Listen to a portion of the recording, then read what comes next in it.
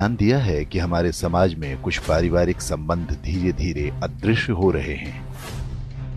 पहले हर बच्चे के माता पिता के अलावा चाचा, ताऊ, बुआ, मामा, मौसी जैसे ढेरों रिश्तेदार हुआ करते थे, लेकिन अब ये सभी मानो विलुप्त प्रजाति होते जा रहे हैं।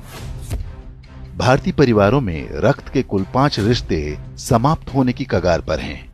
1-2 पीढ़ी बाद संभवतः ये सभी संग्रहालय में सजा दिए जाएंगे। केवल अंकल और आंटी बचेंगे। इसे इस तरह समझा जा सकता है, यदि किसी दंपत्ति के 2 पुत्र और 2 पुत्री हैं, तो उनके सभी 5 रिश्ते यानी ताऊ, चाचा, बुआ, मामा और मौसी होंगे। यदि 2 पुत्र हैं लेकिन पुत्री एक ही है, तो उनकी जो संतानें होंगी उनकी कोई मौसी नहीं होंगी। माँ के बाद बच्चों की कोई सबसे सगी महिला होती हैं, तो वो मौसी ही होती हैं।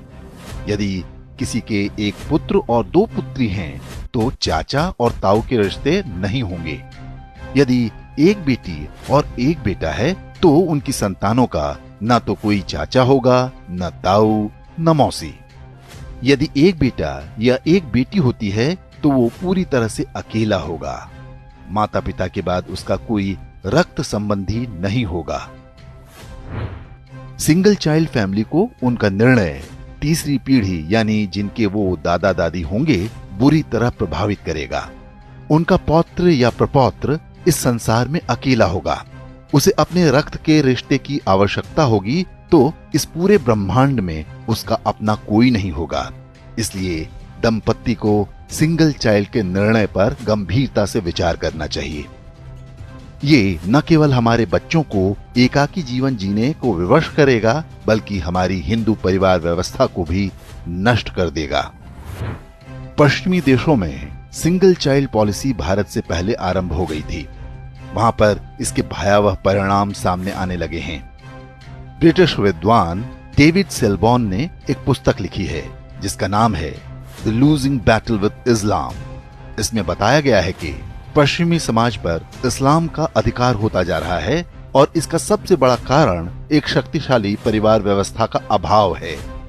यूरोपीय देशों में परिवार नाम की संस्था लगभग समाप्त हो चुकी है। लोग विवाह करना पसंद नहीं करते। समलैंगिकता, अवैध संबंध, लिव इन रिलेशन जैसी कुरीतियां सामान्य बात हैं। उन समाजों में ऐसे बच्चों की संख्या बढ़ती जा रही है जिन्हें नहीं पता होता कि उनके पिता कौन हैं। बूढ़े माता पिता को घर में रखने को कोई तैयार नहीं। ओल्ड एज होम में उनका बुढ़ापा बीतता है। यूरोपीय देशों में आज राजनीतिक दल परिवार को बचाने का वादा अपने चुनावी घोषणा पत्र में करने लगे हैं।